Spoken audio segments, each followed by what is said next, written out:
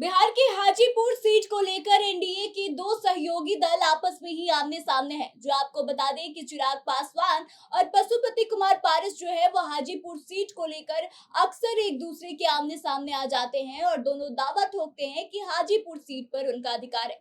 दरअसल आपको बता दें कि पशुपति कुमार जो पारस है वो केंद्रीय मंत्री भी हैं और फिलहाल हाजीपुर से सांसद है। और अभी बता दें कि जो चिराग पासवान है वह तो जमुई के सांसद है, लेकिन वो ऐसा दावा कर रहे हैं कि हाजीपुर सीट से वो अपनी मां यानी कि रीना पासवान को 2024 में चुनाव लड़वाएंगे। अब इसको लेकर के दोनों में काफी विवाद सा छिड़ गया है और अब इसी को लेकर के भाजपा के एक विधायक की तरफ से बयान दिया गया है और भाजपा के विधायक ने कहा है कि पशुपति कुमार पारस उत्तराधिकारी हैं रामविलास पासवान के।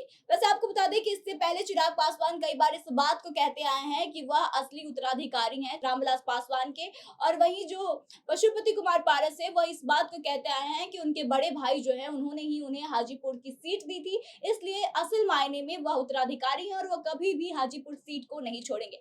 दरअसल आपको याद होगा कि पिछले दिनों चाचा भतीजे के बीच आपस में इसको लेकर विवाद हुआ था हाल ही में, और अब इसको लेकर के भाजपा की तरफ से उनके विधायक ने कहा है कि असल मायने में पशुपति कुमार ही उत्तराधिकारी और चिराग पासवान बकवास कर रहे हैं। इसके साथ ही चिराग पर भी भाजपा के विधायक ने हमला बोला है। तो आइए हम आपको विस्तार में बताते हैं कि क्या कुछ कहा है भाजपा विधायक ने। लेकिन उससे पहले नमस्कार, आप देख रहे हैं द बिहार प्रोजेक्ट और मैं हूं आपके साथ आत्मजा। दरअसल आपको बता दें कि भाजपा के विधायक जो कि भागलपुर से पीर पिरैती के विधायक है और उन्होंने इसको लेकर के बयान दिया है। उनका नाम ललन कुमार है और वो साफ तौर से ये कहते हुए आ रहे हैं कि चिराग पासवान जो है वो गठबंधन के नियमों को नहीं मानते। जब से वो गठबंधन में शामिल हुए हैं तब से वो गठबंधन की बातों को अनसुना कर रहे हैं, यानी कि एनडीए की बातों को वो सुनने की कोशिश नहीं कर रहे हैं और अपने मन की बात कर रहे हैं। बेकार में हाजीपुर सीट को लेकर विवाद छिड़ा हुआ है।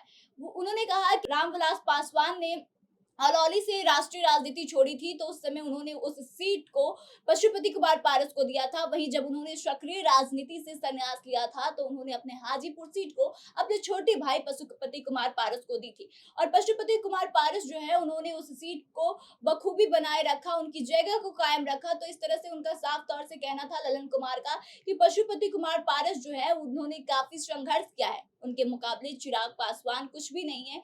यहाँ तक कि ललन कुमार ने यह भी कह दिया कि चिराग पासवान दलित विरोधी हैं, पिछड़ा विरोधी हैं। अब ऐसे में बड़ा सवाल यह उठता है कि क्या भाजपा का इसमें हाथ है, क्योंकि अपने ही गठबंधन के किसी भी नेता या किसी भी सदस्य को लेकर कोई इतना बड़ा बयान नहीं दे सकता कि दलित विरोधी है या फिर जाति की किसी विरोधी है।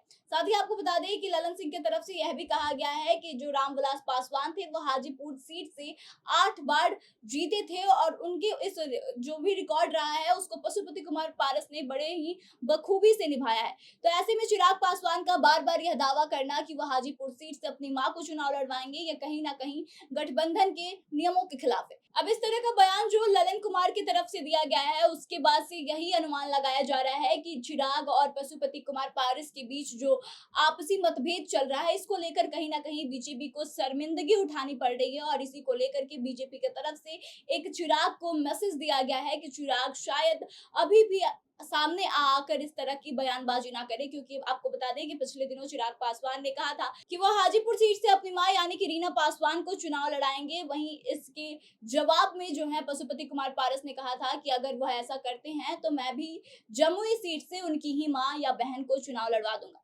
तो अब इस तरह की चीजें एनडीए में देखने को मिल रही है। तो ऐसे में अब सोचने वाली बात यह है कि क्या वाकई में जो बीजेपी के विधायक की तरफ से यह बयान दिया गया है उसमें क्या बीजेपी का हाथ है, क्या बीजेपी चिराग पासवान और पशुपति कुमार पारस को संदेश देना चाहती है कि चिराग पासवान जो है अभी भी इस तरह की बयान देना बंद करे और इन सारी चीजों पर बोलना बंद करे। तो ऐसे में देखने वाली बात है कि इस घटना के बाद चिराग पासवान की क्या प्रतिक्रिया सामने आती है, या फिर चिराग पासवान फिर से हाजीपुर सीट को लेकर दावा ठोकते हैं या नहीं, यह आने वाले समय में देखने को मिलेगा। लेकिन फिलहाल इस खबर में बस इतना ही। आगे की तमाम खबरों के लिए बने रहे हमारे साथ, देखते रहे द बिहार प्रोजेक्ट।